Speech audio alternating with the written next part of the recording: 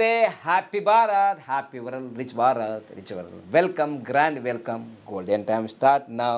నేను అన్నట్టుగా happy Bharat happy world rich world అన్నట్టుగా ప్రతిరోజు అంటాను. గత 5-10 సంవత్సరాల నుంచి అంటున్నాను. ఇది నిజంగా ఈ 2026లో హ్యాపీ భారత్ ఉండబోదు. ఇదేంటి గురువారు ఇట్లా అంటున్నారంటే అంటారు. ఎందుకంటే నేను 2025లోనే ఆగస్ట్ 15 ఆ ప్రాంతంలో చెప్పడం జరిగింది. రాబోయే 2026లో భారత్కి చాలా ప్రమాదం ఉంది అనుకున్నాను. అంటే నేను శత్రు దేశాల నుంచి దాడి అవుతుందో అనుకున్నాను, కానీ మొత్తం మీద భారత్కి నష్టం జరగబోతుందనే విషయం నాకు ఒక సంవత్సరం ముందే తెలిసింది.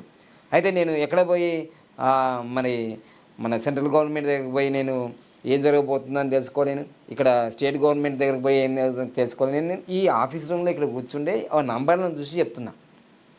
కానీ తేటతెల్లం ఏంటంటే నేను చెప్పిన ప్రిడిక్షన్కు దాదాపుగా 99.99% దగ్గరగానే ఉంది. నేను ఆ పాత వీడియోలో మీరు వెళ్ళి చూస్తే అమిత్ షా గారికి, ప్రధానమంత్రి గారికి, త్రివిధ దళాలకి కేర్ఫుల్గా ఉండాలి అని చెప్పడం జరిగింది. అయితే విదేశాల నుంచి కానీ ప్రపంచ దేశాల్లో మనకు శత్రు దేశాల నుంచి దాడి అవుతుందని నేను ఆ ఊహాగానం చేసిన, కానీ ఎవ్వడో వచ్చి దాడి చేసుడు కాదు. మన పరిస్థితి 2026 ఆగస్టు 15 తర్వాత ఎవ్వడో వచ్చి దాడి చేసేది ఏం లేదు. ఇక మనకు భస్వాసుడిని వరం అయిపోయింది. మన ఆర్థిక వ్యవస్థలన్నీ కుప్పగూలిపోతున్నాయి. 2025 ఆగస్టు 15 నుంచి ఇది బయటకు చెప్పుకోలేరు. ఇప్పటి వరకు మన రేవంత్ రెడ్డి సార్ గౌరవ ముఖ్యమంత్రి గారు మొన్న ఒక 1-2 నెలల క్రితము తెలంగాణకు బోల్డంత అప్పయింది, నా మొత్తం శరీరం కోసినా కానీ ₹1 వెళ్ళలేదు అన్నాడు కదా. ఇది తెలంగాణ రాష్ట్రం పరిస్థితి కాదు, భారతదేశం పరిస్థితి కూడా ఇదే. ఎందుకంటే రోజు రోజుకి డాలర్ ధర పెరుగుతూనే ఉంది, రూపాయి పతనం అవుతుంది. అందుకోసమే ఈ సిమ్టమ్స్కి మొన్న మే 10వ తారీఖు రోజు మన గౌరవ ప్రధానమంత్రి నరేంద్ర మోడీ గారు బంగారం కొనకండి అన్నాడు. అందరికీ బంగారం షాపులో ఉన్న వాళ్ళందరూ, భారతదేశం అందరూ గౌరవ ప్రధానమంత్రి గారి మాట గౌరవిస్తూ ఎందుకు కొనద్దు, మా వ్యాపారాలంతా ఆగమైపోతాయి అన్నారు కదా. సో అట్లా ఇప్పుడు చమురు ధరలు పెరుగుతూనే ఉన్నాయి. గత 20 రోజుల్లో ₹8 పెరిగింది. మొత్తం మీద అయితే భారతదేశానికి ఆర్థిక సంక్షోభం రాబోతుందనడానికి ఇవన్నీ గుర్తులు. నేను ఆర్థికవేత్తను కాదు, నేను పెద్దగా వాటి గురించి తెలుసుకున్న వ్యక్తిని కూడా కాదు, కానీ నాకు నంబర్లు ప్రమాణం కాబట్టి ఆ నంబర్లతో నేను మాట్లాడతాను. కాబట్టి ఇది దాదాపుగా ఒక 1967 చైనా, పాకిస్తాన్, భారత్ వార్ జరిగినప్పుడు ఎలాంటి నంబర్ వచ్చిందో అలాంటిదే ఇప్పుడు వచ్చిందని నేను చెప్పిన. లాస్ట్ ఇయరే ఒక వీడియో చేశాను ఆల్రెడీ భారతదేశం మీద. సో అందుకోసమే మనము విశ్వభారత్ అని, గ్లోబల్ భారత్ అని, భారత్ లీడ్ కాబోతుందని మనం అనుకున్నాం. కానీ రాబోయే 3 సంవత్సరాలు అంటే 2028 వరకు భారతదేశంలో ఆర్థిక సంక్షోభం కళ్ళకు కట్టొచ్చినట్టుగా కొడుతుంది. మొత్తం కళ్ళకు కట్టొచ్చినట్టుగా కొడుతుంది. ఎందుకంటే చూడండి, ఇప్పుడు చూడండి, మనకు 2026 భారతదేశానికి స్వతంత్రం వచ్చేసి మనకు 79 సంవత్సరాలు అవుతుందండి. ఆగస్టు 15కి 2026కి మనకు 79 సంవత్సరాలు. 79 = 16 అంటే బాంబ్ బ్లాస్ట్. ఇది మొత్తం రకరకాల విపత్తులు జరగబోతున్నాయి ఆగస్టు 15 నుంచి. అసలు జూన్ 2వ తారీఖు నుంచే తెలంగాణకు మొదలవుతుంది. వివిధ రాష్ట్రాల్లో వాళ్ళ ఫౌండేషన్ డే బట్టి వాళ్ళ రాష్ట్రం పరిస్థితులు మారబోతున్నాయి. ఆల్రెడీ మాకు జూన్ 2వ తారీఖే ఉంది కాబట్టి తెలంగాణకు స్టార్ట్ అయిపోయింది. ఓకేనా. ఇక 26 నంబర్ అనేది రావడం చాలా చాలా దురదృష్టం. ఇది 7 నంబరు, ఇది 8 నంబరు. ఇది చాలా శని నంబర్ అంటే తెలుసు కదా మీకు, శని ఏం చేస్తాడు ఇక.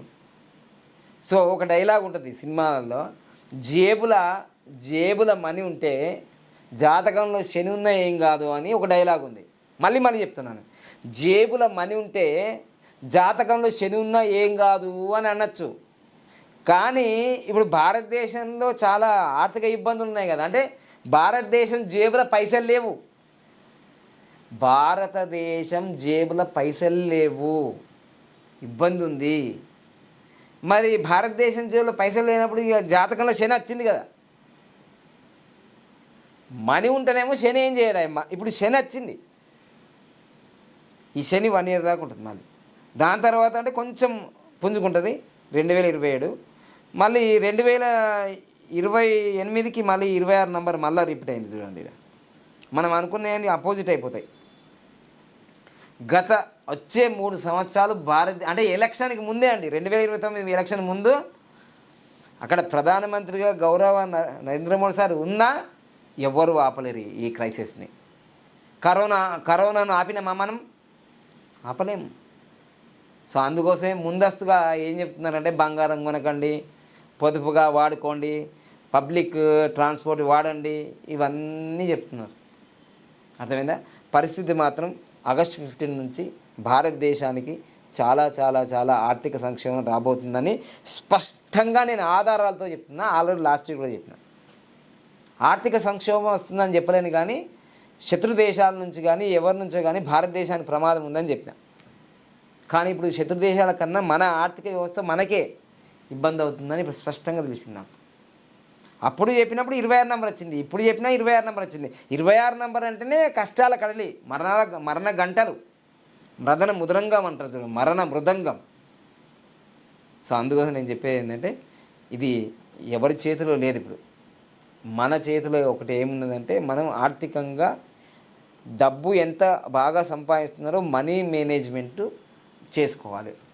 దానికోసం నేను పర్సనల్గా మనీ పవర్ క్లాసెస్ జరుగుతున్నాయి జూన్ 1 నుంచే. ఇది మాత్రం గుర్తుంచుకోండి.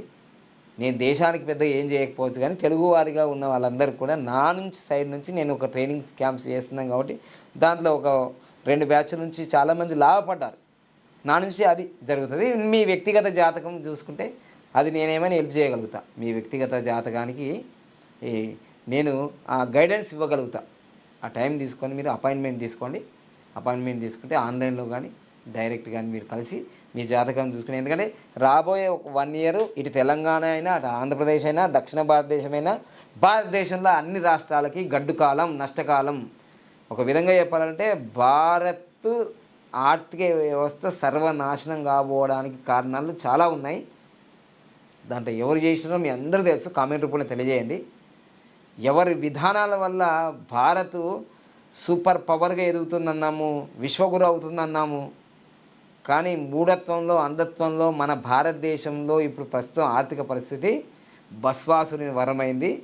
మూఢత్వాన్ని అంధత్వాన్ని వదిలిపెట్టి నిజమైన ఆర్థిక సంస్కరణలు తీసుకొచ్చిన వ్యక్తులని మనం ఫాలో చేసి ముందుకు తీసుకెళ్ళాలి. రాబోయే రోజుల్లో కూడా ఖచ్చితంగా అసలు ఇప్పుడు జంజీ ఉద్యమం రాబోతుంది. నిజమైన నాయకులను ఎన్నుకుందాం, దేశానికి ప్రగతి బాటల్లో నడిపించే నాయకుని ఎన్నుకుందాం. ఈ మోసపూరితమైన మాటలు చెప్పి జనాల్ని మోసం చేసే వ్యక్తులకి ఫుల్ స్టాప్ పెడదాం. ఓకేనా? మొత్తం మీద అయితే ఈ సంవత్సరం అలర్ట్గా ఉండండి. పైసలు ఉంటే జర జాగ్రత్తగా ఉంచుకోండి. వృధా ఖర్చులు చేయకండి, ఫంక్షన్లు అని చేయకండి. చాలా చిన్నగా చేసేసుకొని పూర్తి చేసేసుకోండి. పైస పుట్టడం చాలా కష్టం కాబోతుంది ఈ 2026. అన్ని ధరలు పెరగబోతున్నాయి. సామాన్యుడి నడ్డి విరిగింది ఆల్రెడీ, ఇంకా విరిగిన దాని మీద ఇంకా బండరాలు ఎత్తి కొడుతున్నారు కింద. పరంపరం పిండి చేయబోతుంది మొత్తం భారతదేశ ఆర్థిక సంస్థలు. ఓకేనా? సో ఏదేమైనా నాకు ఒకటి, నా నాలెడ్జ్ ప్రకారం, వేదిక న్యూమరాలజీ ప్రకారం, లైఫ్ టైం గ్రాఫ్ ప్రకారం నేను చెప్పిన మీ లైఫ్ టైం గ్రాఫ్లో కూడా ఇదే రిపీట్ అయింది అనుకోండి. 26 నెంబర్, 13 నెంబర్, 15 నెంబర్ మామూలుగా ఉండదు, నీ కష్టం. మీ లైఫ్ టైం గ్రాఫ్లో కూడా నా లైఫ్ టైం గ్రాఫ్లో అది లేదు. నా లైఫ్ టైం గ్రాఫ్లో 2026కి నాకు 26 నెంబర్ ఏం రాలేదు. నా లైఫ్ టైం గ్రాఫ్లో 2026కి నాకు ఆ నంబర్ రాలేదు. నాకేమొచ్చిందంటే దాదాపుగా చక్కగా 2026కి 21 నెంబర్ వచ్చింది. ఆల్రెడీ నాకు ఇంకా 2 నెలలు ఉంది. 19 నెంబర్ మంచి నెంబరే నడుస్తుంది. సో అందుకోసం మేము మీ లైఫ్ టైం గ్రాఫ్ చూసి చక్కగా మీకు ఏ నెంబర్ వచ్చింది, మనం ఎంత అలర్ట్గా ఉండాలి. ఎందుకంటే మీకు 26 నెంబర్ వచ్చింది, మీకు 13 నెంబర్ వచ్చింది, మీకు 15 నెంబర్ వచ్చింది. దేశానికి రాష్ట్రానికి ఆ నెంబర్లో ఉంటే నీకు మామూలు కష్టాలు ఉండవు ఈ సంవత్సరమే. నీకు ఆల్రెడీ తెలిసిపోతుంటుంది, నీకు కష్టాలు అందరికన్నా ఎక్కువగానే జరుగుతున్నాయి అనేది నీకు తెలిసిపోతుంది ఆల్రెడీ. అర్థమైందా? సో దానికి రెమెడీస్ ఫాలో చేసి కొంచెం ఈ 2 సంవత్సరాలు 3 సంవత్సరాలు గట్టెక్కితే మిగతా రోజులు బాగుంటాయని ఆశిస్తున్నాను. Thank you so much. Happy Bharat, happy world, rich Bharat. Thank you so much.